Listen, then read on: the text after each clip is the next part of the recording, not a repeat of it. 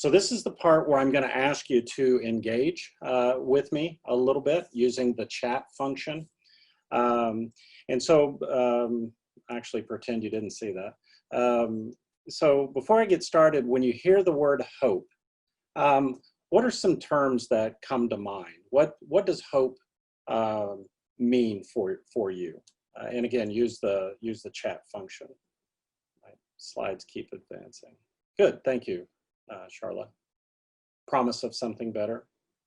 Anyone else? Things can get better. Good. Brighter future. Good. Thank you. Now you're using it. I appreciate that. Great. Great. So as you're still thinking about what hope means to you, let me ask this additional question. Is hope a feeling? Is it an emotion? Or is it a way of thinking? And again, use the chat function if you don't mind. So a few of you are saying both, and I just want to highlight that I didn't make that as an option. It is either a way of thinking or a feeling. So great. So here's how we define hope. Hope is the belief that your future will be better than today and that you have the power to make it so. We think about hope, or we define hope as a way of thinking. And the reason that that's so important in this context, and as we begin to think about the power of hope, the reason it's so important to consider it as a thinking process and not an emotion is because it can be taught. It is something that we can teach both children and adults. The other thing about this definition, the belief that the future will be better and that you have the power to make it so. If we stopped at the midpoint, hope is the belief the future will be better, that is optimism, which a few of you typed in. It's this last part of the definition that is so critical, that you have the power to make it so, distinguishes hope from just positive perspectives of the future. Hope is based upon these three categories, these three simple ideas.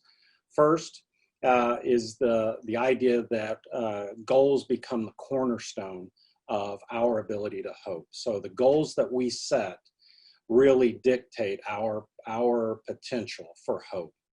The two main components include pathways thinking, which are really the roadmaps of how we're going to achieve our goals or pursue our goals. That is, how do we get there from here? And then the final part, willpower, is the mental energy or the motivation that we have to pursue those pathways. So goals, pathways, and willpower. What I want to do is distinguish a couple of things that we've learned about high trauma youth and their ability to set goals. So what we've learned, for instance, is that high trauma youth are much better at short-term goal setting than they are long-term goal setting. So starting to think about goals that are 24, 48 hours, or 1 week, they're much better at than long-term thinking. We refer to this actually as this idea of survival hope. When we're thinking about goals around our safety or goals around surviving, it's in the short term. The other thing that we've learned is that high trauma children and adults are more likely to set avoidant goals than they are to set achievement goals. And what I mean by that is when I set goals of things that I don't want to occur, it begins to influence the way I think about pathways. So if a child comes to me, for instance, and says, I want to stop fighting with my sister, that is from an avoidant framework. And the way they think about that goal is going to drive that pathways thinking. I'll give you a real quick example. I tend to use this in my presentations. I was homeless throughout high school. So from about 8th grade on, I spent most of my high school years couch surfing and staying in different locations. Now, when I graduated high school from, excuse me, from Helena, actually it was Helena Gultry at the time, Timberlake now in Northwest Oklahoma.